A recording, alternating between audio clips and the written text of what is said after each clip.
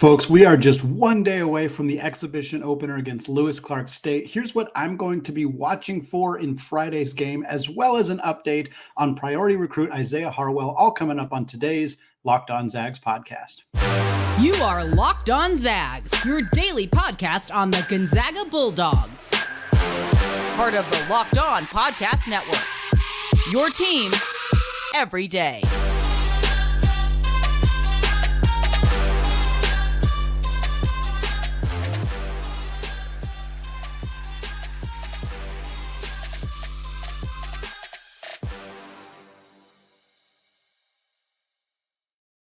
What is going on, y'all? Welcome to the Locked On Zags podcast, part of the Locked On Podcast Network, your team every day. I'm your host and longtime Gonzaga podcaster, Andy Patton, here to bring you news and updates on all things Zag athletics. Today's episode of Locked On Zags is brought to you by Prize Picks. Folks, go to prizepicks.com/LockedOnCollege. Use that promo code LockedOnCollege, and you'll get a first deposit match of up to $100. Prize Picks is daily fantasy sports made easy. Happy Thursday, happy November. We are officially into the first month of the college basketball season. Today, we got Isiah Harwell. His top 9 includes Gonzaga, a top 10 prospect in 2025. Filip Petrusev got traded twice in a 24-ish hour period. We'll talk about that. We also have some exhibition Gonzaga basketball on deck for Friday. So let us start there. Folks, just for how this is going to work this season, my plan is to continue to do what to watch for kind of game preview episodes the day before.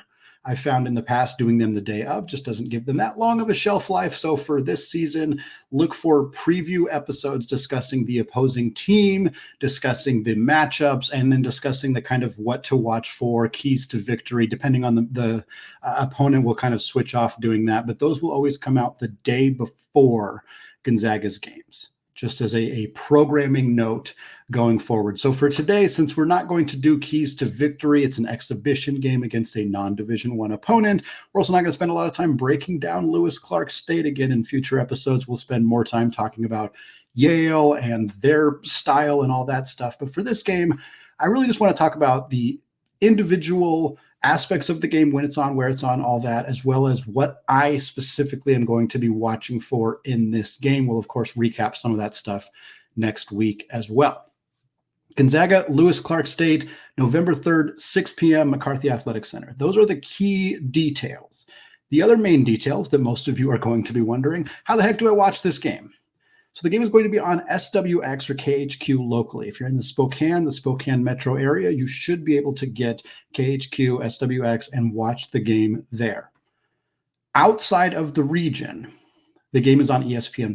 This is a new thing this year, for those of you who haven't heard this yet, non-market areas. So if you're in really anywhere outside of Washington and parts of Oregon, and I'm not 100% sure on Idaho, but Washington, Oregon, maybe Idaho. If you're in California, Texas, New York, wherever else outside the country, ESPN Plus is the way to go. It has replaced the WCC network. It is the prime way to watch Gonzaga basketball games out of market. Where it's a little unclear is people in like the Portland area, the Seattle area. I know that's a huge chunk of you. My understanding is that the game should still be on ESPN Plus, but if it is not, if it is blacked out from ESPN Plus because of how close those localities are to Spokane, you should be able to log in online and watch the game on KHQ's website. If you're listening to the show, you're struggling to figure it out, you're on Friday, you're unsure, find me on Twitter, Andy Patton CBB, join our Discord channel. We will absolutely have links and information about how to watch this game. I'm sure there'll be plenty of people on social media directing you to links, but this game should be viewable by everybody. Of course, it's an exhibition game, but it should still be our first opportunity to see this Gonzaga team with our own eyeballs playing a non-Gonzaga opponent this season. So what are we looking for? I have 5 things that I'm going to be watching for. There is a ton. Mostly I'm excited to see the new guys. I'm excited to see Graham Ike, Steel Venters, of course, Ryan Nembhard. I'm excited to see the freshmen, Stromer, Krajnovic, Pavel Stosic, like Braden Huff. Like, I'm excited to see everybody get their first real action. But here are the 5 specific things that I'm going to be looking for that I'm going to discuss after the game. How much does Graham Ike play? That's number 1. I'm not super concerned with Graham Ike's performance.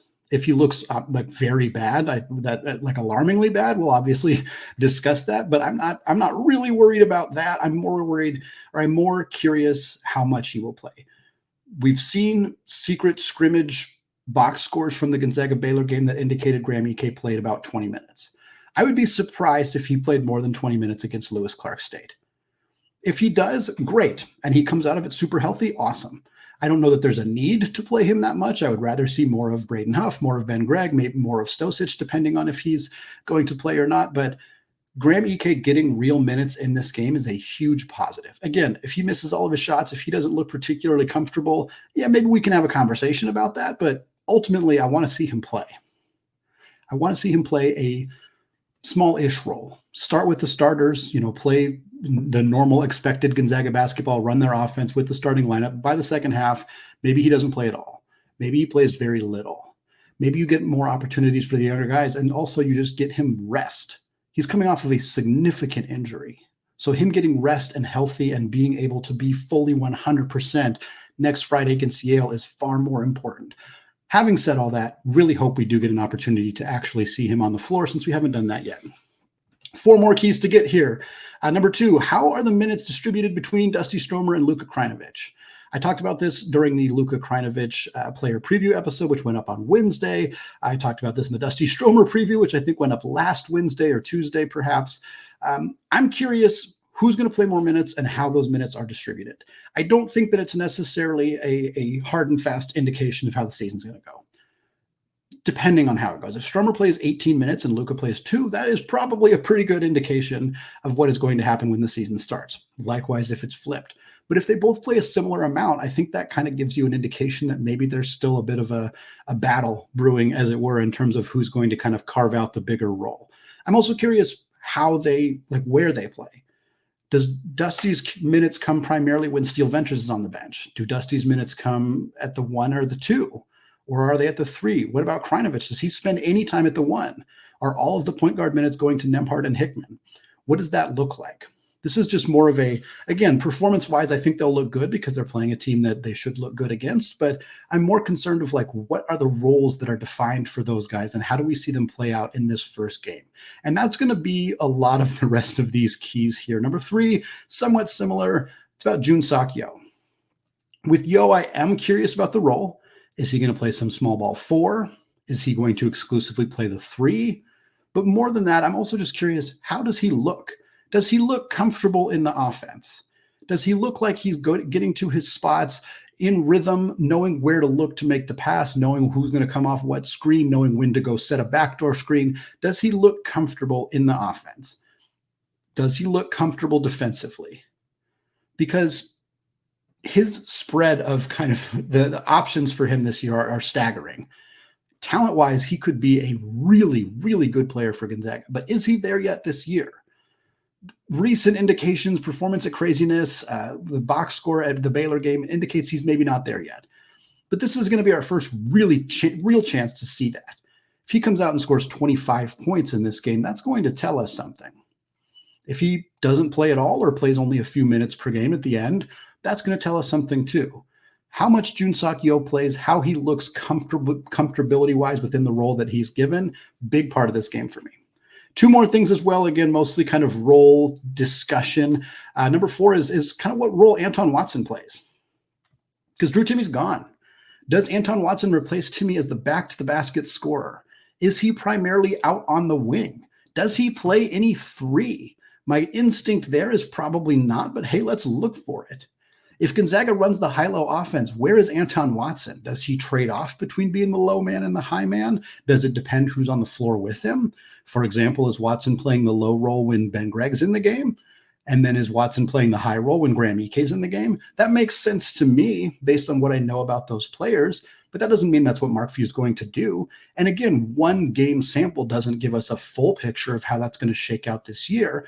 But Anton Watson is probably going to have the biggest role that he's ever had in a Gonzaga uniform. Not probably, he will. He will have the biggest role he's ever had in a Gonzaga uniform. And how he gets used in this game might give us an indication of what that's going to look like going forward. And then finally, sticking with the front court, how about Ben Gregg and Braden Huff? How are they utilized? They both should play, but in what role? Again, is Ben going to play back to the basket, or is Braden going to do that? Both these guys are outside shooters. That's kind of been billed for them. Ben has proven it, 38% three-point shooter last year. Braden, of course, hasn't had that opportunity yet. Braden's a little bit bigger. Maybe it makes sense for him to be kind of closer to the basket. Is that the way it shakes out? Are these two guys going to play together? Are they only going to play minutes with Watson and Ike? What does that look like? How do they look defensively? Do either of these players look like they could be legitimate rim protectors for Gonzaga? How do they look defending in space, coming off pick and rolls, things like that? Will Pavel Stosic play at all? Those are the questions I have for Gonzaga's front court. And that's kind of the questions overall. Again, I'm very excited about this just because we're going to get opportunities to see these guys in action for the first time. And that is the most exciting part of the year. It's an absolutely fantastic thing. But those are kind of the few things I'm specifically going to be looking forward to. Next week, we'll do mailbag. We'll talk about some of this stuff as well and kind of break down what we saw, what we didn't see, what it all means on a future episode of the Locked On Zags podcast. But for right now, we're going to switch over to talking about recruiting because top 10 guard Isiah Harwell in the class of 2025. He revealed his top 9 this week in Gonzaga, which is his only scheduled visit so far. They are on that list. You bet they are. More on that after a word from today's sponsor, Prize Picks. Folks, Prize Picks offers weekly promotions that can lead you to big payouts like their Taco Tuesday deals every single Tuesday. Prize Picks offers discount select player projections up to 25% to provide you with even more value.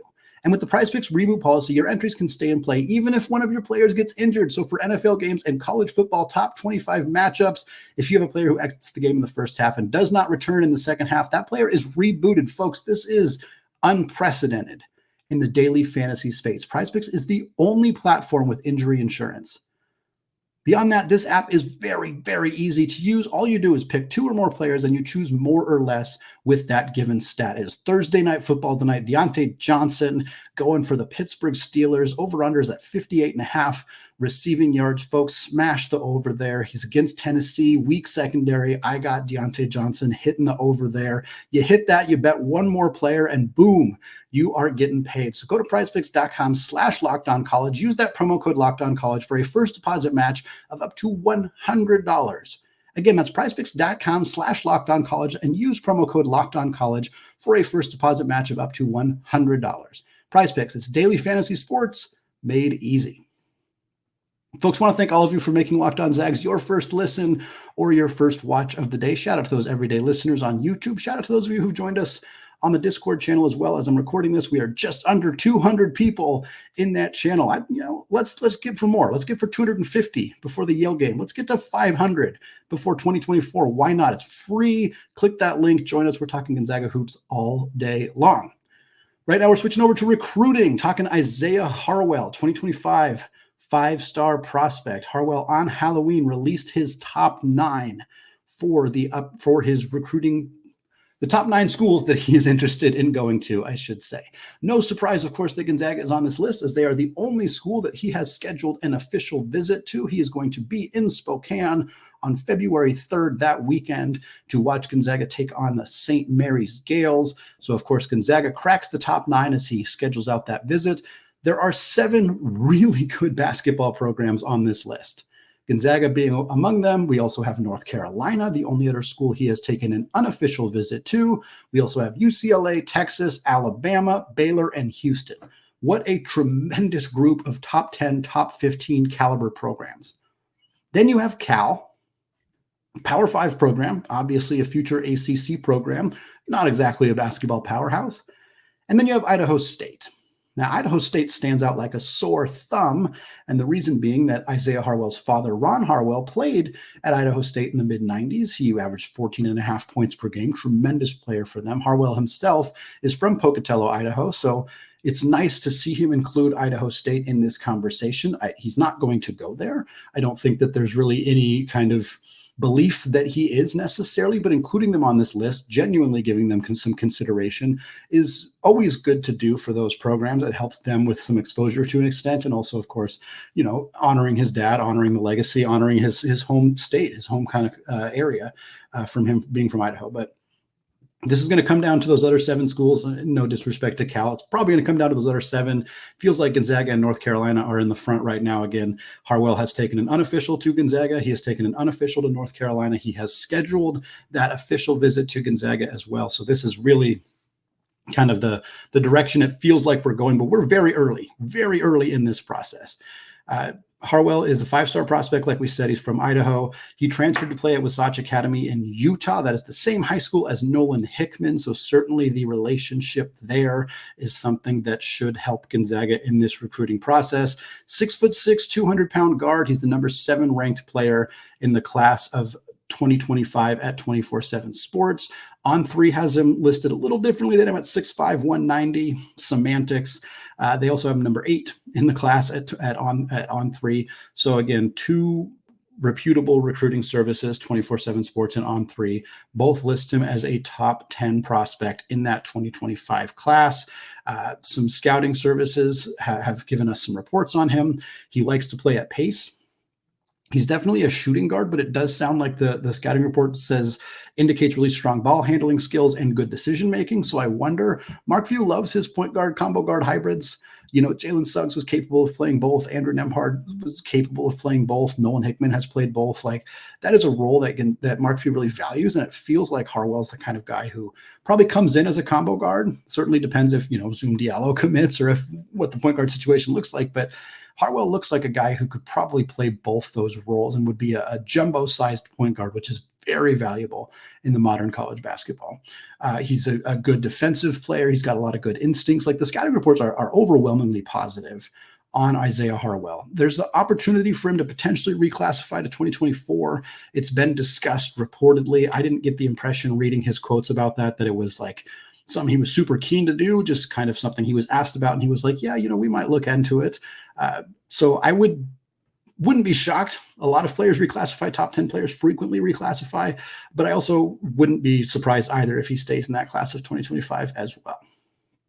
For Gonzaga, Harwell is the second most notable player being pursued by the Zags in the recruiting world. Of course, he's in the class of 2025. The most notable player is 2024 guard Zoom Diallo. And I really wish I had an update for you. I just don't. There hasn't been an update on Zoom Diallo in a pretty long time. He recently visited Arizona. He visited Arizona twice. We know that. He's also been to Spokane a handful of times.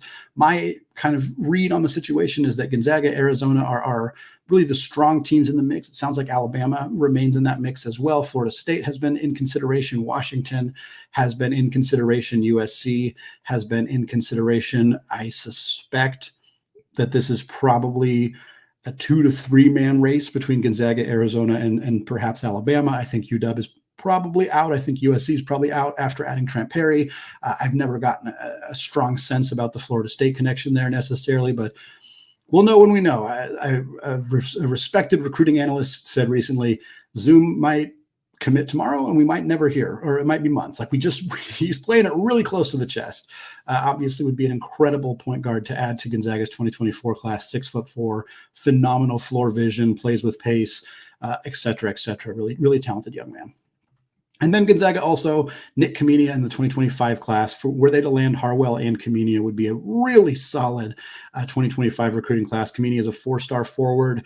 He took an unofficial visit to Gonzaga for craziness back in 2022. He took an official visit to Gonzaga for craziness in 2023. It's his only official visit. He's a 4-star player, top 50 recruit in that class. A lot of indications are that he's going to commit to Gonzaga. That's the feeling that many are getting. It doesn't feel like there's a lot of other schools really aggressively in pursuit right now, perhaps because they feel like Gonzaga has this thing locked up. But again, you never know. You never know. I certainly don't want to imply that this is a done deal. I just would not be all that surprised if the next recruiting thing that we hear from Gonzaga is a commitment from 2025 forward Nick Kamenia. Well, folks, Filip Petrusev was traded, and then he was traded again.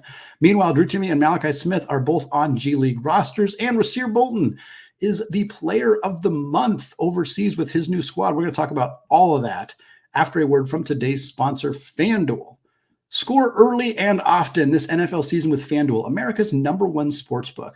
Right now, new customers can get $150 in bonus bets with any winning $5 money line bet. That's $150 in your pocket if your team wins. If you've been thinking about joining FanDuel, there is no better time than right now to get in on the action. The app is very, very easy to use. There's a wide range of betting options, including spreads, player props, over-unders, and more. And with college basketball just getting underway, you guys can start throwing some of that money down on Gonzaga. Right now, they have 800-1 odds to make the Final Four. If you think Mark Few is going to be one of those last 4 coaches standing, you drop $25 down. And then in March, when you're celebrating a Final Four team, you also celebrate being a couple $100 richer. So folks, visit FanDuel.com/lockedon and kick off the NFL season. FanDuel, an official partner of the NFL. All right, folks, closing out the show today with some pro Zag updates, starting with the now well-traveled Filip Petrusev. Another peek behind the curtain for y'all. I took all my notes about Petrusev getting traded from Philadelphia to the Clippers. What are the Clippers going to do with him? Are they going to keep him? Are they going to cut him? What does this mean for him, et cetera, et cetera?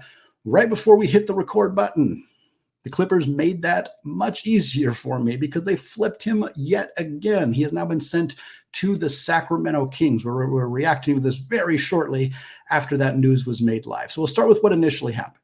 Petrusev, alongside PJ Tucker and James Harden, was traded to the Los Angeles Clippers. It is, of course, the James Harden blockbuster deal. For those who follow the NBA, Harden has been rumored to be wanting out of Philadelphia. Not rumored, has directly stated that he wants out of Philadelphia for a long time. The Clippers have kind of always been the projected landing spot. They end up trading a bunch of players, a bunch of picks to Philadelphia, land Harden, land PJ Tucker, and then Petrusev was included basically to make the money work. He's got a guaranteed contract, but it's a partially guaranteed contract. It's a pretty easy player to trade because the money can work and then you can cut them without a lot of repercussions. So when the trade happened, there was an immediate report that the Clippers were weighing whether they were going to keep Petrusev. Effectively, they traded for Harden, they traded for PJ Tucker, and they weren't feeling particularly strong about Filip Petrusev. And what I was going to talk about was the 76ers drafted Petrusev in 2021. They drafted him after that dominant season in Serbia following his 2-year career at Gonzaga. They left him overseas for a couple of years. He had some up and down performances, played very well in the Summer League last year, played well in the Summer League this year, and then got that guaranteed contract. All that to say, the team that knows about Filip Petrusev, the team that is willing to believe that he is an NBA player, is the Philadelphia 76ers. Nobody else really has him on their radar. I'm sure teams scouted him out of Gonzaga. I'm sure teams scouted him professionally. I'm sure teams watched him in Summer League. But the 76ers drafted him. The 76ers held the rights to him. The 76ers signed him to a contract. And then suddenly he gets traded. And the Clippers are like, we don't know that much about him. And so for me, I was very concerned of other teams aren't making big roster moves right now. The season's already started. Is anybody going to sign Filip Petrusev? Is he going to have to go back overseas? But the Sacramento Kings were willing to take him on. And they literally didn't give up anything to make it happen. The Clippers traded Filip Petrusev and cash to the Sacramento Kings. That was the trade. That was the whole thing. Basically, it was a salary dump for the Clippers. They traded part of his salary, made some extra money off of not having to take on his whole salary. Meanwhile, Sacramento gets 23-year-old Petrusev and is going to figure out, where do you fit in? It's not even a low-risk move for Sacramento. It's a no-risk move. If he works out and they find a spot for him, great. If they don't, they can cut him. It didn't cost them anything to acquire him. The Kings are pretty stacked in the front court. Of course, the notable connection here is Domantas Sabonis, all-star player for the Sacramento Kings, former Gonzaga star. Sabonis and Petrusev being on the same team is very fun. 2 international bigs who had a lot of success at Gonzaga. Very cool to see them on the same team, but Petrusev's going to have to fight for playing time. They also have Kessler Edwards from Pepperdine, so some WCC flavor going on in Sacramento, but they also have Trey Lyles. They have veteran JaVale McGee, Alex Len, Scala Bissiere, lots of bigs in Sacramento right now. The playing time is not clearly there for Filip Petrusev, but the Kings are willing to bring him in and see what can he do. Maybe they can throw him on a 2-way contract. Maybe they can pass him through waivers, put him on their G League roster. That's kind of what I expect to happen here. I think the odds of Petrusev being an NBA rotation player or even a daily on the roster NBA player probably went away with the 76ers trade, which is very unfortunate. Of course, through 3 games, Petrusev had only played 2.5 minutes. They came in a blowout game against Portland. He grabbed 1 rebound. That's it. at least now he has made the NBA. It has happened for him. So congratulations to him for making his debut. Hopefully things work out here in Sacramento. But if I'm being honest, I would not be surprised if there are more roster moves to be made regarding Filip Petrusev between now and the end of the NBA season. A couple more quick updates before we close out the show today. Drew Timme and Malachi Smith are both on training camp rosters in the NBA G League. This is not a surprise. Both players were waived by their respective teams, Timme in Milwaukee, Malachi in Portland, with the expectation that they would eventually suit up for those respected G League teams, the Wisconsin Herd in Milwaukee and the Rip City Remix in Portland. That is the case right now. Drew Timme is on an 18-man roster with Wisconsin. A lot of other centers, a lot of other big guys on that roster. Yoranel, a new Ibu Baji, who used to play for the Portland Trailblazers, Marquise Bolden, who has a two-way contract. So there's some size there, some depth there, but I think Drew Timme they're viewing him as a guy who they expect to play a lot of minutes in the G League. At least I hope so. I expect so. So don't be surprised to see Drew Timme putting up really nice numbers in the G League in the coming weeks. Meanwhile, Malachi Smith, again, has kind of been on that Exhibit 10 deal with the Blazers for a while, was with them with training camp, got waived. All along, the expectation was that he would end up being in the G League picture for them. They have 15 guys on their training camp roster. He is among them. Antoine Davis, former star for the Detroit Mercy, almost broke the Division I points record in college basketball. He is going to be with that squad as well. It'll be interesting to see if either of them get a chance to get either onto a two-way contract or all the way up into the association. It'd be very cool to have more Zags playing NBA basketball this season. My guess is these guys are probably locked into G League for the most part, but you never know. You never know. Final note here on Locked On Zags. Rasir Bolton, Player of the Month for the Antwerp Giants, playing professionally overseas. They've had 5 games so far.